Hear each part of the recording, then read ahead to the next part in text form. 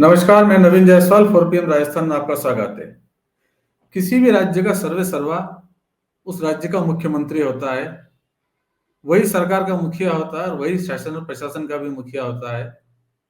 मुख्यमंत्री ही तय करता है कि उसके प्रदेश में सरकार को क्या करना है, क्या फैसले लेने हैं, सरकार को किस तरह से काम करना है और कब काम करना है और क्या काम करना है।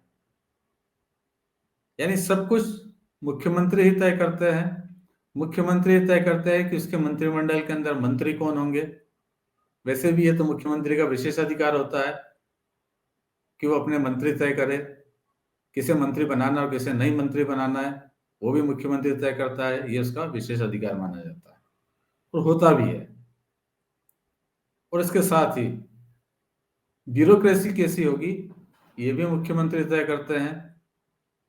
मुख्यमंत्री ये तय करते हैं कि प्रशासनिक मशीनरी का जो मुखिया है, यानी जो चीफ सेक्रेटरी है, मुख्य सचिव है, वो किसे बनाया जाए, कौन उसके प्रशासन को बेहतर तरीके से चला सकता है। और साथ ही खुद मुख्यमंत्री के कार्यालय में यानी सीएमओ में मुखिया कौन होगा, वो भी मुख्यमंत्री का पसंदीदा अफसर होता है। मुख्यमंत्री अपनी प्राथमिकता से तय करते हैं कि सीएमओ की जिम्मेदारी किसे दें, चीफ सेक्रेटरी की जिम्मेदारी किसे दें, मंत्री किसे बनाएं। और बाकी जो राजनीतिक नियुक्तियां होती है उसका फैसला भी खुद मुख्यमंत्री करते हैं।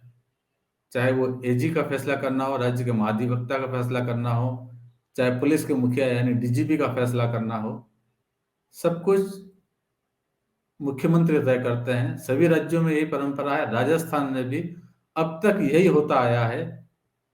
अब तक यानी पिछली सरकार तक यही होता रहा है कि मुख्यमंत्री सर्वेसर्वा के रूप में फैसले करते रहे इन सारी नियुक्तियों का। लेकिन अब राजस्थान में ये परंपरा बदल गई है। जब से भजनलाल शर्मा मुख्यमंत्री बने हैं, वो खुद जब भजनलाल शर्मा मुख्यमंत्री बने थे तब भी एक परंपरा टूटी थी कि विधायक दल फैसला करता था कि विधायक दल का नेता कौन होगा, मुख्यमंत्री कौन होगा। आमतौर पर यही होता रहा है, चाहे वसुंधरा राजे मुख्यमंत्री बनी, चाहे अशोक गहलोत मुख्यमंत्री बने, उससे पहले वीर सिंह शेखावत मुख्यमंत्री बने। तब यही होता आया है कि विधायक दल के नेता के रूप में जिसके साथ सबसे ज्यादा विधायक हो, पार्टी उसे ही विधायक दल का नेता बनाती थी और मुख्यमंत्री का फैसला तभी होता था। लेकिन इस बार राजस्थान में सारी परंपराएं बदल गई है। खुद मुख्यमंत्री भजनलाल शर्मा बने तो उनका नाम ऊपर से आया था, वसुंधरा राजे को साइडलाइन किया गया और एक पर्ची ऊपर से आई। उस पर्ची के बाद में भजनलाल शर्मा मुख्यमंत्री बन गए।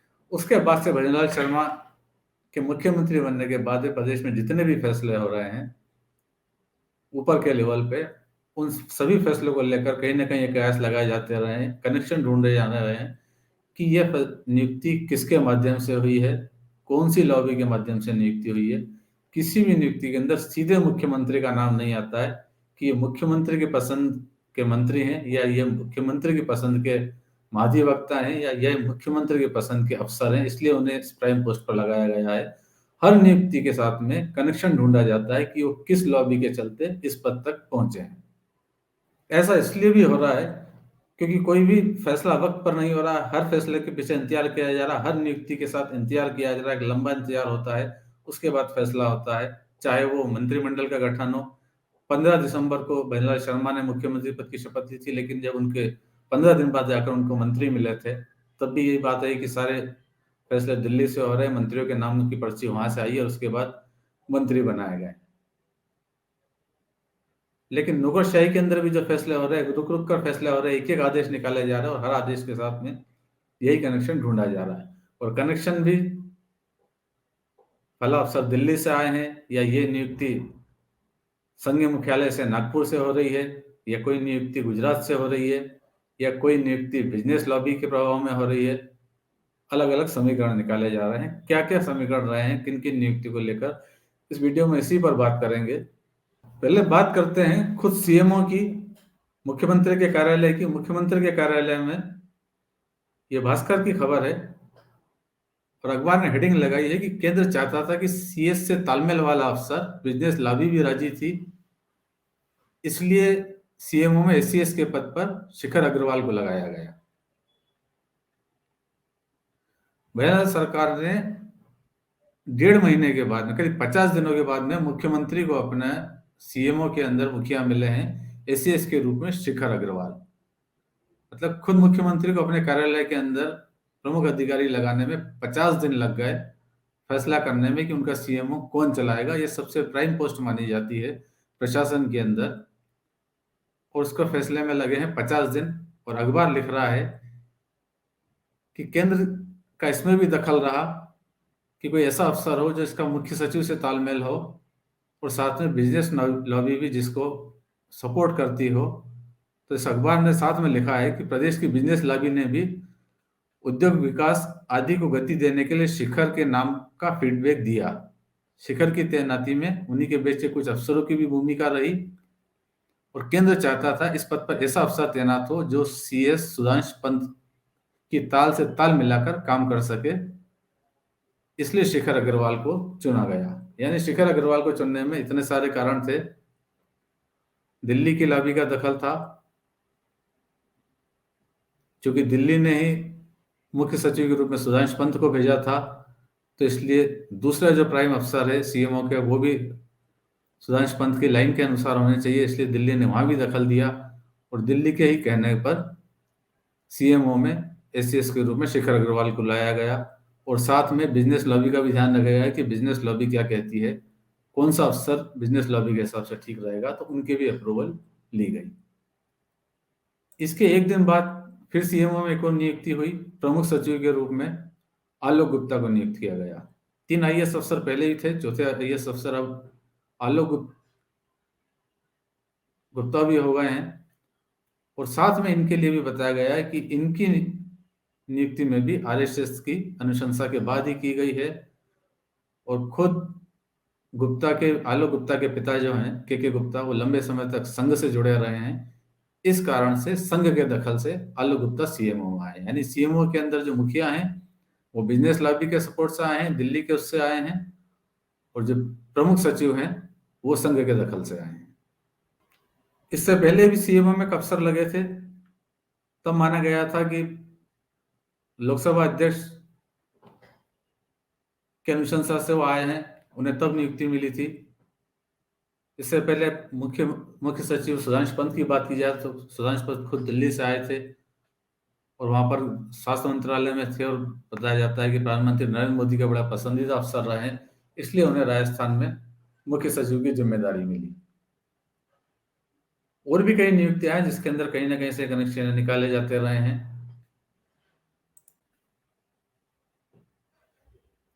गुजरात से एक और वरिष्ठ अधिकारी आईएएस अफसर जेपी गुप्ता, उनके भी आने की संभावना जताई जा रही थी। उनकी नियुक्ति के लिए डिप्यूटेशन पर राजस्थान में आने के लिए केंद्र से प्रतिनियुक्ति के लिए हरी झंडी भी मिल गई थी, उनका भी इंतजार किया जा रहा था। हालांकि जब अब सीएमओ में इतनी नियुक्तियां हो गई है, तब ये अंदाज नए कयास लगाए जा रहे हैं कि जेपी गुप्ता यदि अब राजस्थान में आते हैं तो उन्हें क्या जिम्मेदारी मिलेगी, या हो सकता है कि वो अब राजस्थान न भी आए। इसके अलावा राज्य के महाधिवक्ता की नियुक्ति की बात थी, तब भी यही हुआ। 50 दिन लग गए राज्य के महाधिवक्ता का फैसला करने के अंदर। महिला सरकार महाधिवक्ता का फैसला नहीं कर पा रही थी, और जोधपुर हाईकोर्ट को इसको लेकर नाराजगी जतानी पड़ी सरकार से कि वो महाधिवक्ता की नियुक्ति क्यों नहीं कर पा रही है। और 5 फरवरी तक का समय सरकार को दिया था, तब जाकर सरकार ने 50 दिन के बाद में महाधिवक्ता की नियुक्ति की। राज प्रसाद को महाधिवक्ता नियुक्त किया, जो पहले वसुंधरा सरकार के समय भी ये जिम्मेदारी संभाल चुके हैं। यानी सरकार जो जो फैसले ले रही है, विधानसभा सरकार एक एक टुकड़ों में फैसला ले रही है, रुक रुक के फैसला ले रही है, और बड़ी मुश्किल से फैसले कर पा रही है कि किसे किस पद पर लगाना है। राज्य में डीजीपी का पद है, डीजीपी के पद पर भी सरकार अभी तक फैसला नहीं कर पाई है। यूआर साहू को कार्यवाहक डीजीपी बनाया गया था, लेकिन महीना भर से ज्यादा का समय हो गया है। यूआर साहू को भी स्थायी रूप से डीजी बनाया जाना या उनकी जगह किसी और को डीजी बनाया जाना, इस पर भी सरकार अभी तक फैसला नहीं कर सकी है। जबकि सुप्रीम कोर्ट एक दूसरे मामले के अंदर ये निर्देश दे चुका है कि किसी भी राज्य के अंदर डीजीपी का पद पर कार्यवाहक अधिकारी की नियुक्ति नहीं की जाए, स्थायी नियुक्ति की जाए। लेकिन सरकार लगता है कि शायद जिस तरह से एजी के मामले के अंदर हाईकोर्ट की नाराजगी के बाद में सरकार चाहती थी, हो सकता है कि डीजीपी के मामले में कोई इसे निर्देश की प्रतीक्षा कर रही है, उसके बाद ही सरकार कोई फैसला करेगी। यानी हर फैसले को लेकर बाहर से निर्देश आ रहे हैं, चाहे वो दिल्ली से हो, चाहे वो नागपुर से हो, चाहे वो गुजरात से हो, बिजनेस लॉबी के हों, या कोई और समीकरण हो। स्थिति यह इतनी है कि राजस्थान के जो भाजपा के बड़े नेता हैं वो भी ब्यूरोक्रेसी को लेकर अपना कोई दखल नहीं दे पा रहे हैं, अपनी पसंद के अफसर नहीं लगा पा रहे हैं, चाहे वो केंद्रीय मंत्री हो चाहे दूसरे बड़े नेता हो। सारे फैसले दिल्ली या नागपुर से हो रहे हैं या गुजरात से हो रहे हैं, ऐसा माना जा रहा है। और इन्हीं कारणों से कहीं ना कहीं महिला सरकार पर पर्ची सरकार का जो ठप्पा लगा हुआ है, कांग्रेस इसको लेकर कई बार मुकर रही है। प्रदेश कांग्रेस अध्यक्ष गोविंद सिंह डोटासरा खुलकर विधानसभा में भी और बाहर भी बोल चुके हैं कि ये पर्ची की सरकार है और हर फैसला पर्ची से होता है। पर्ची दिल्ली से आती है, उसमें नाम निकलता है, उसके बाद सरकार यहाँ पर आदेश जारी करती है। हालांकि मुख्यमंत्री भंडारी शर्मा विधानसभा में इस बात का जवाब भी दे चुके हैं कि उनकी सरकार पर्ची और खर्ची की सरकार नहीं है, धरती पुत्र की सरकार है। लेकिन उसके बावजूद जिस रफ्तार से फैसले और जिस रफ्तार से या बिल्कुल सहजता के साथ अखबार रिपोर्टिंग में लिख रहे हैं कि फला अफसर बिजनेस लॉबी की पसंद का है, फला अफसर आरएसएस की पसंद का है या दिल्ली के कनेक्शन से आ रहा है, तो इससे साफ जाहिर है कि फैसले कम से कम राजस्थान से नहीं हो रहे हैं या मुख्यमंत्री के स्तर पर ये फैसले नहीं हो रहे हैं। क्या आपको लगता है कि फैसले कहाँ से होने चाहिए? यदि राज्य का मुख्यमंत्री है तो उसके पास अधिकार होने चाहिए, या इस तरह के दखल जो बाहर से दिए जा रहे हैं वो सही है गलत है? यदि आप अपनी कोई राय रखते हैं कमेंट बॉक्स में कमेंट जरूर कीजिएगा। तो फिलहाल इस वीडियो में इतना ही। अंत में एक बार फिर आपसे ही कहना है कि 4PM राजस्थान चैनल को सब्सक्राइब जरूर करें और इस वीडियो के लिंक को जितना ज्यादा हो सके उतना शेयर भी करें। नमस्कार।